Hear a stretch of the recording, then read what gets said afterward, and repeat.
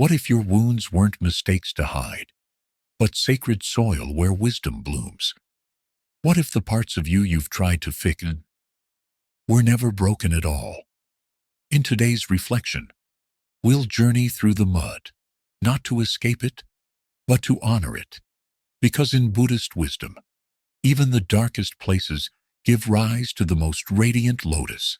Welcome to Trandy Wisdom, where every imperfection is a doorway home. 1. The lotus in the mud. Awakening from suffering. The lotus does not bloom in pure water. It needs the mud, thick, dark, and silent. The mud is not beautiful to look at, yet it is what the lotus must come through to reach the sun. It does not curse its origins. It does not try to escape them. The mud and the lotus are not enemies. They are one life unfolding. This teaching, though simple, is not always easy to accept. In our lives, we spend so much time trying to run away from the mud. We try to avoid pain, hide our fears, deny our sorrow. We cover our wounds with noise, with distraction, with the endless search for a better version of ourselves. But the more we run, the deeper we sink. The Buddha did not promise us a life free from suffering. What he gave us was something more honest and more healing, a way to walk peacefully in the presence of suffering. He taught that suffering is a truth of life, but it is not the only truth. When we begin to suffer, we often think something is wrong. We ask, "Why me?" Or, "What did I do to deserve this?" But the Buddha teaches, there is suffering. That is the first noble truth. He does not say, "You are suffering," or "You are the problem." He simply recognizes the universal nature of suffering. To suffer is not to fail. To suffer is to be human. If we can look at our suffering without judgment, we are already opening the door to awakening.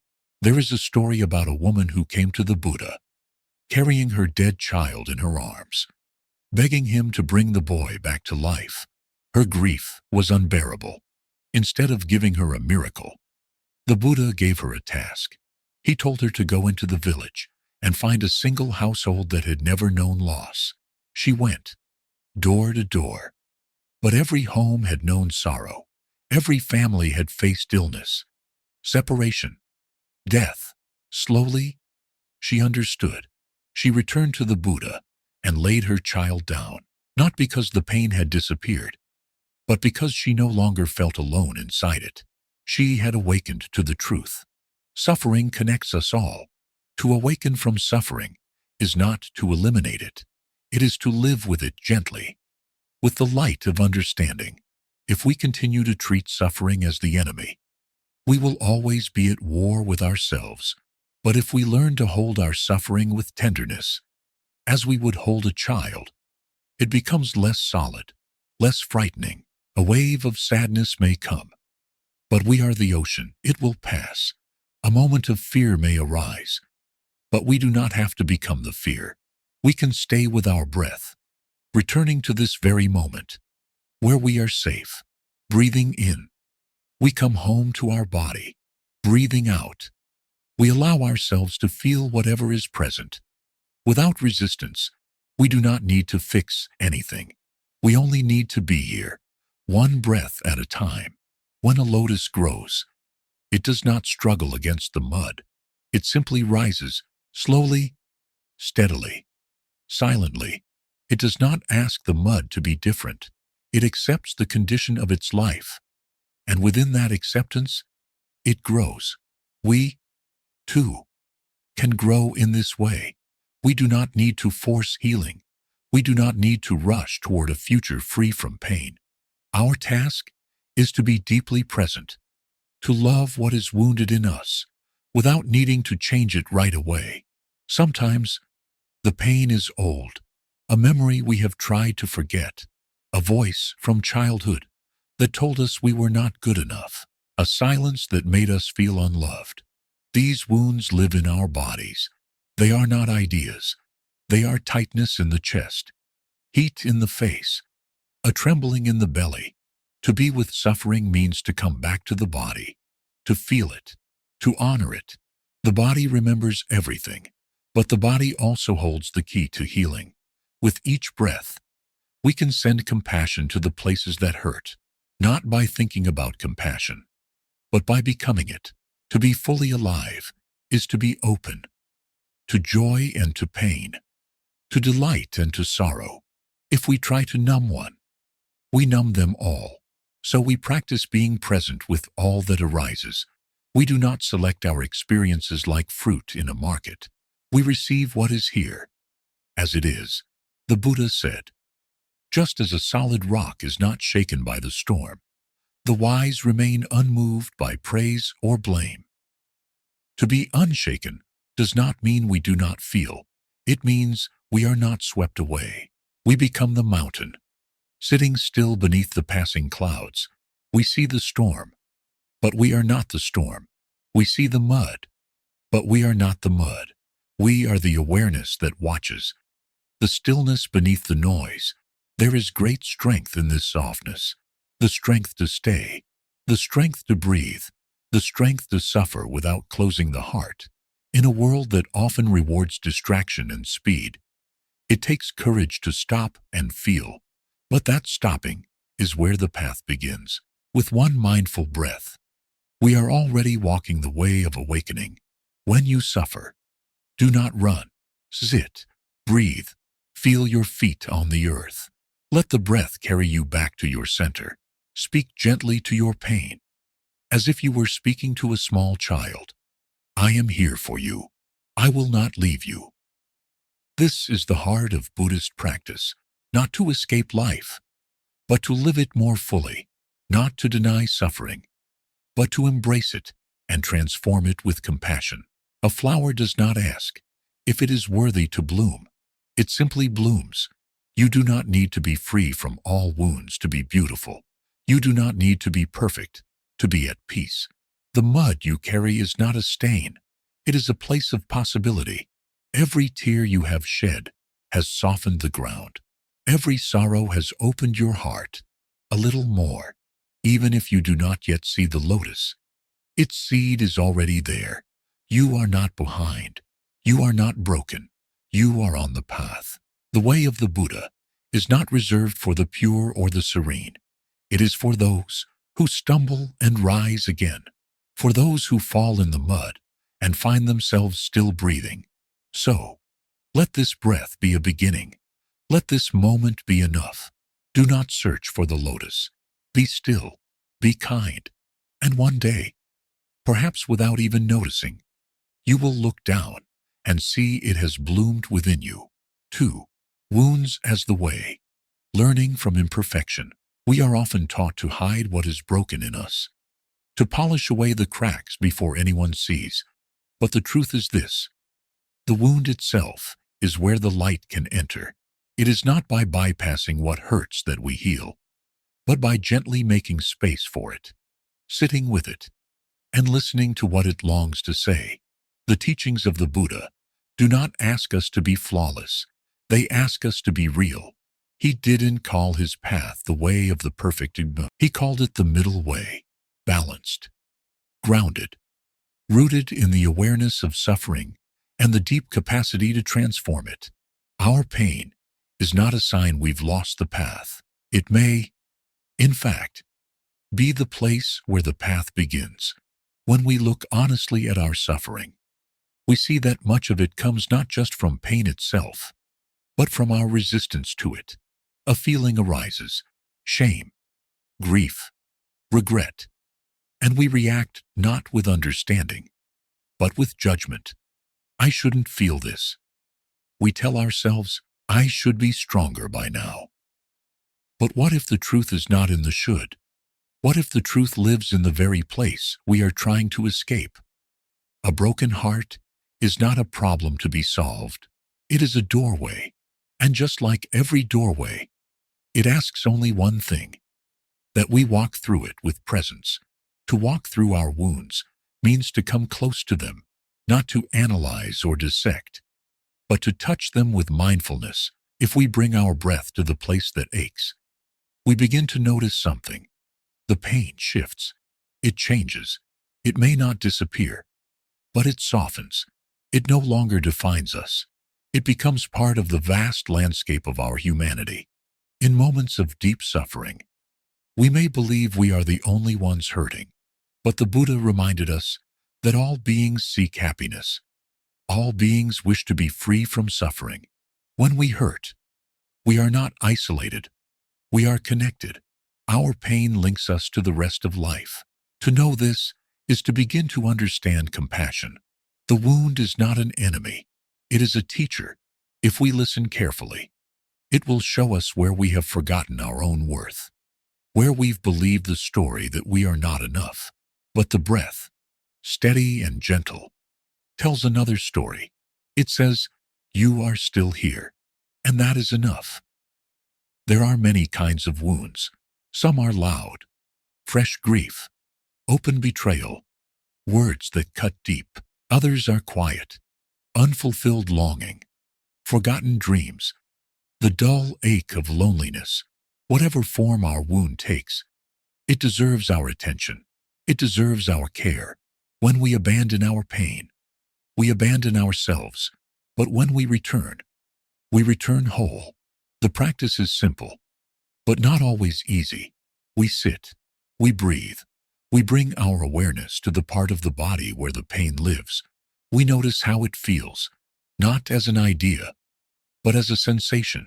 Is it tight? Is it heavy? Is it cold? And we do not try to fix it.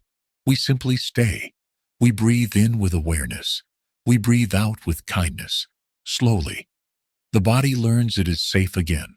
Slowly, the wound opens like a flower, not to bleed, but to breathe. We do not need to explain our suffering to anyone. We only need to hold it as it is. When the Buddha touched the earth, the night he awakened, he did not argue with Mara, the demon of delusion.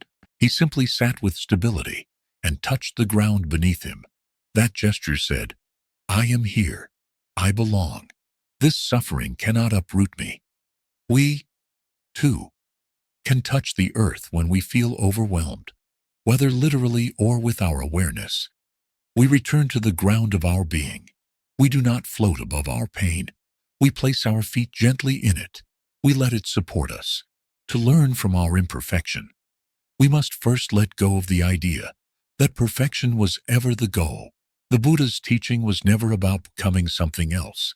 It was about seeing clearly. If we see a cracked bowl, we can still use it. In fact, we may come to love it even more, because its cracks remind us that everything is impermanent and everything is precious. Imperfection is not the opposite of beauty. It is the soil in which beauty grows.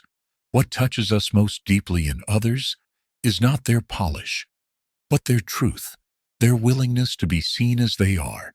When we let ourselves be seen, we invite that same tenderness in those around us. Perhaps we believe that being spiritual means being calm all the time, never getting angry, never crying.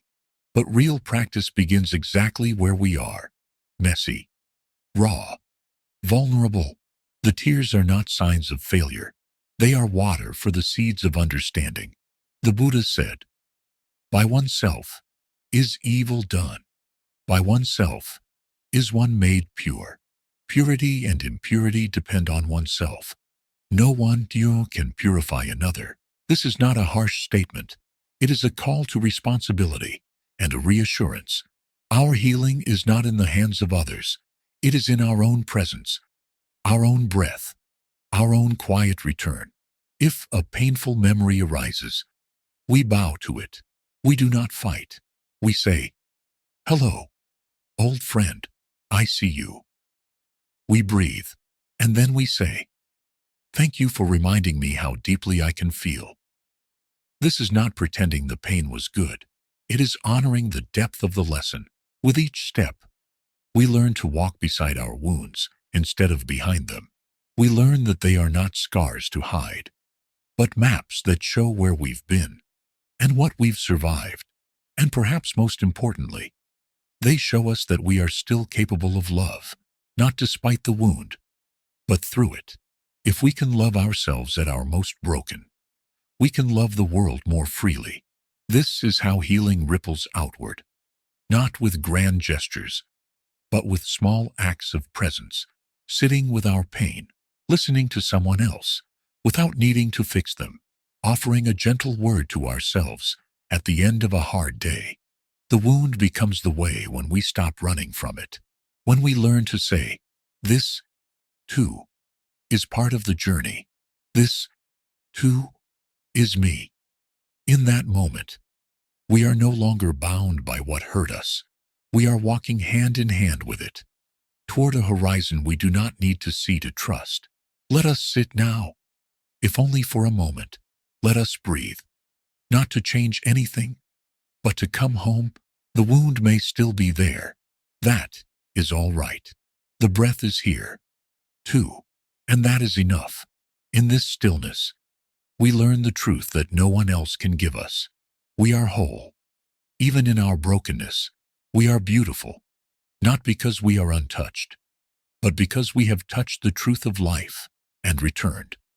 With open eyes and a softer heart, this is the way, not beyond the wound, but through it. 3. Loving yourself, a deep act of compassion. To love oneself is not a selfish act.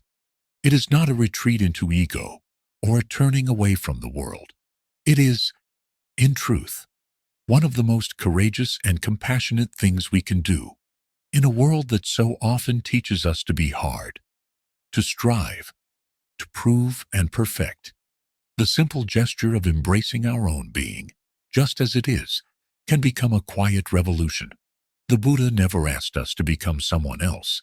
He asked us to return to what is already there, to touch the seeds of understanding and love that live deeply within. We do not need to manufacture these seeds. They are already in us, but they need sunlight, care, and a gentle hand to help them grow. They need to be seen. The act of loving yourself begins not with some perfect idea of who you are meant to be, but with a deep bow to who you are right now. Not later, not once you are healed, or calm, or wise, but now, with all the uncertainty, the confusion, the trembling of the heart. This moment is worthy, and you are not apart from it. Often, we are willing to extend compassion to others. We hear a friend speak of pain, and we know how to comfort them. We see a child fall, and our hands move without thinking to lift them. But when we are the ones who fall, our instinct is different. We speak to ourselves in voices that we would never use on someone we love. We turn away from our own hurt with impatience or shame.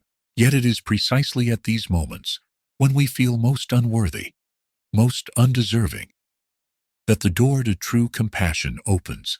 The Buddha said, "You yourself, as much as anybody in the entire universe, deserve your love and affection." These aren't words of indulgence. They are a call to truth. If we cannot hold ourselves with care, then our love for others remains incomplete. It is a branch without a root. Loving oneself is not about ego, but about intimacy. It is not about indulgence, but about understanding. When we love ourselves, we are not claiming superiority. We are saying, very quietly, this being, with all its wounds and joys, its confusions and insights, is worthy of care. To begin this practice, we must slow down. The voice of self-love does not shout, it whispers, and we can only hear it when we become still. So we breathe, not to get somewhere, but to come home. Breathing in, I know I am here. Breathing out, I smile, not because everything is perfect, but because I am willing to be with myself, just as I am. There may be discomfort. That is all right. It takes time to unlearn the habits of self-rejection. It takes time to trust that we do not need to be fixed before we can be loved. Slowly, we begin to soften. The armor we have worn for so long begins to loosen. We learn to speak to ourselves the way we would speak to a dear friend who is suffering, with gentleness, with presence, with tenderness. Sometimes it helps to place a hand over the heart, not as a technique, but as a gesture of connection. The warmth of the hand reminds the body that it is not alone. It says, I see you, I am here. In this simple act, something begins to shift. The mind slows down. The breath deepens. The walls inside us begin to crack, not to collapse, but to let in light. In moments of fear, or sorrow, or judgment, we can return to this practice. We do not need to have the right words. We only need to be willing to sit, to breathe, to listen. If a voice inside says, I am not good enough, we do not need to fight it. We simply respond, I hear you, and I will not abandon you. That response, quiet and unwavering, is the beginning of love.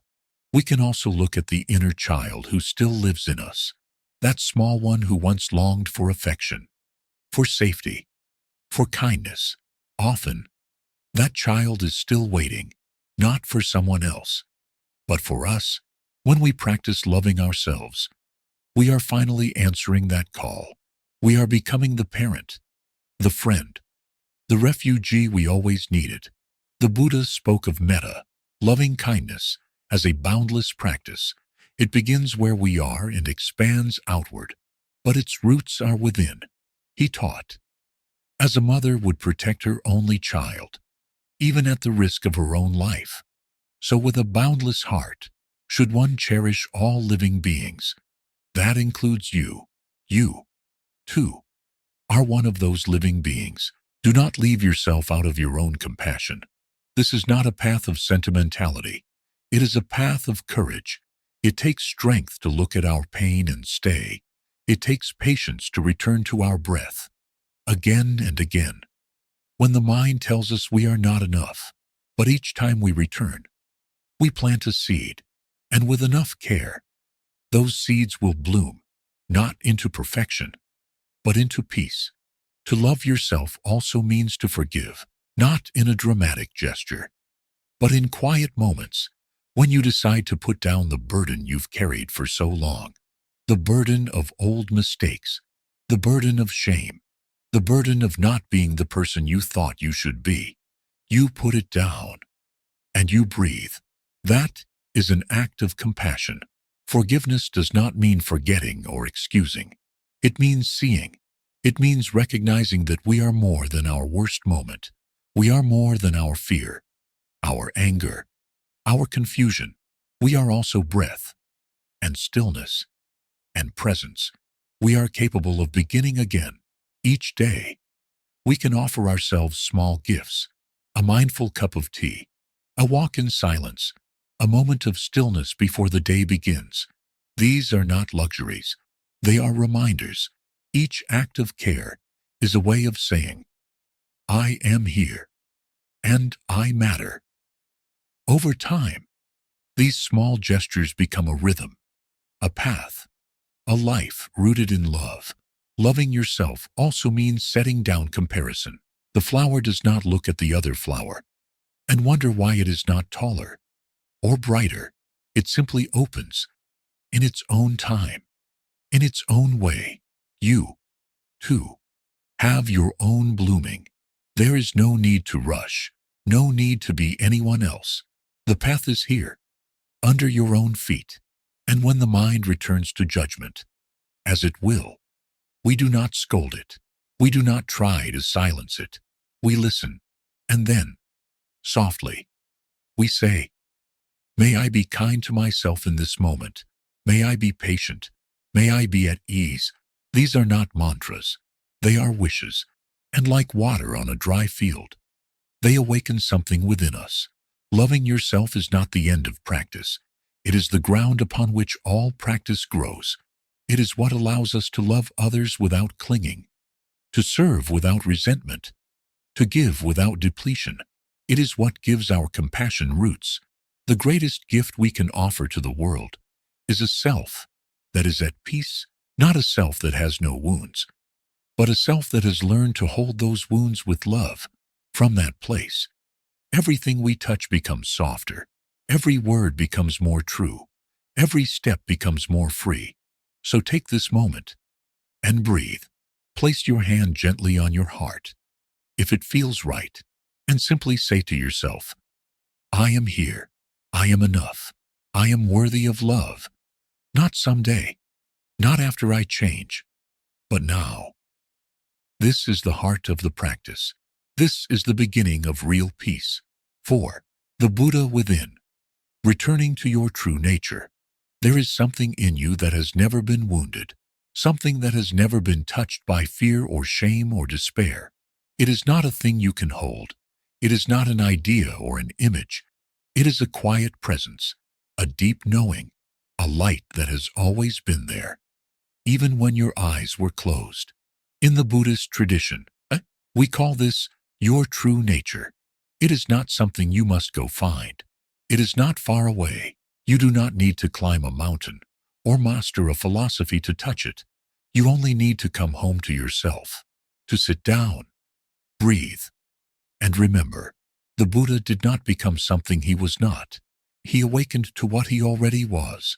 He sat under the Bodhi tree, not to change who he was, but to understand it fully. He faced every storm in the mind, fear, temptation, doubt, and remained still. He touched the earth and said, This is my witness. And in that moment, he saw clearly, not as a distant observer, but as one who had finally come home. You do not need to wait for some perfect moment to awaken. You do not need to become someone new. Your true nature is already present, waiting beneath the surface. It is there in your breath. It is there in the stillness that holds your sorrow. It is there in your ability to feel, to weep, to wonder. Often we believe that awakening must be dramatic, a sudden transformation, a final liberation. But the truth is much quieter. Awakening begins the moment you stop running from yourself. It begins when you look into your own suffering and say, I see you, I am not afraid. That is the Buddha in you opening his eyes. There is nothing outside of you that can bring lasting peace. The teachings point the way. The practice clears the path. But the homecoming is within. The Buddha is not a statue or a symbol. The Buddha is the part of you that watches with compassion, that listens without judgment, that breathes when everything feels broken. We spend so much time searching, chasing approval, success, clarity, but all the while, the treasure is buried in our own breath, in the way we brush our teeth, the way we walk to the door, the way we speak to a stranger. If we practice touching each moment with awareness, we begin to see that the sacred is not somewhere else. It is here. The clouds may come, thoughts, emotions, regrets. They cover the sky, but they do not destroy it. Your mind is like the sky, vast, open, and capable of holding everything. The Buddha within you is not disturbed by the weather. He knows that the storm will pass. He waits with patience, with a smile, with silence. When you forget who you are, you suffer. When you believe you are only the body, or the voice, or the memory, you shrink. But when you come back to your breath, when you rest in presence, you begin to remember, not as a belief, but as a knowing, that you are more than this moment's confusion, that you are not the sum of your past, that the ground beneath your pain is still, always, peace. The Buddha taught that we all have the capacity to awaken, not just monks or teachers, but every person who breathes. You may feel far from that truth. You may believe your anger is too strong, your sorrow too deep. But even in anger, there is clarity. Even in sorrow, there is openness. If you bring your breath into the space of your wound, you will feel it. It is not solid. It is moving, changing, dissolving, like waves on the ocean. Your emotions rise and fall, but you remain the ocean. This is the meaning of returning, not to a place, not to a theory, but to the depth of your own being. To rest in that place is not to escape life, but to finally live it, fully, intimately, courageously. Sometimes the mind resists. It says, "You are not ready." It says, "You are not worthy." These are not truths. These are habits, voices you learned long ago. You do not need to believe them. You can smile at them, bow to them, and let them pass. The Buddha within you does not argue. He waits. Each time you return to your breath, you are returning to your nature. Each time you pause and feel your feet on the ground, you are returning to your center. This isn't something others will see. It will not win you applause, but it will change the way you touch the world. It will soften your words. It will slow your steps. It will let you meet each moment with presence instead of resistance. When we live from our true nature, we do not need to prove anything. We no longer ask, "Am I enough?" We begin to ask, "Can I be here fully?" That question is freedom. That question carries no fear. To return to yourself is not to isolate. It is to connect more deeply. Because when you are present with yourself, you can finally be present with others. You can hear what is not said. You can hold silence without needing to fill it. You can touch another's pain without being consumed by it. The Buddha within you is not a distant ideal. He's your capacity to be with what is, to embrace the whole of life, not just the pleasant parts, but the painful ones too. He's the part of you that knows how to bow, not in surrender, but in reverence. Even your most difficult emotions can be doors. Jealousy teaches you where you feel inadequate. Fear shows you where you have not yet learned to trust. Anger points to where your boundaries have been crossed. If you greet these visitors with awareness, they become teachers. If you meet them with kindness, they become friends. You do not need to fix yourself before you return. You return first, and from that ground of presence, healing arises, insight arises, stillness arises. The lotus blooms, not because it escaped the mud, but because it was nourished by it. So let the mud be there. Let the mess of your life be a field, not a failure. Sit in it, breathe in it, place your hand gently on your heart, and remember, there is nothing wrong with you. There is only forgetting and remembering, losing yourself and coming back. This path is not a straight line. It is a circle. Each breath brings you back. Each step is an arrival. Each moment of mindfulness is a small awakening. There is no final destination, only deeper presence. And in this presence, you discover something unexpected. Peace was never outside. It was not hidden in a monastery, or locked in a teaching, or reserved for someone more holy than you. It was here, in the way you hold your teacup, in the sound of the birds at dawn, in the way you look at your own hand, and remember it is part of this great miracle of being alive. The Buddha within you is quiet. He will not shout, but if you slow down, you will hear him. In the silence between thoughts, in the softness of your breath, in the simple, undeniable truth that you are here, and that being here is enough. Let this be your practice, not to become anything, not to change yourself, but to return again and again, with breath, with awareness, with love, because the Buddha is not far away. The Buddha is not other than you. The Buddha is what you become. Each time you remember the truth of your own presence, you do not need to seek enlightenment. You only need to stop forgetting who you already are.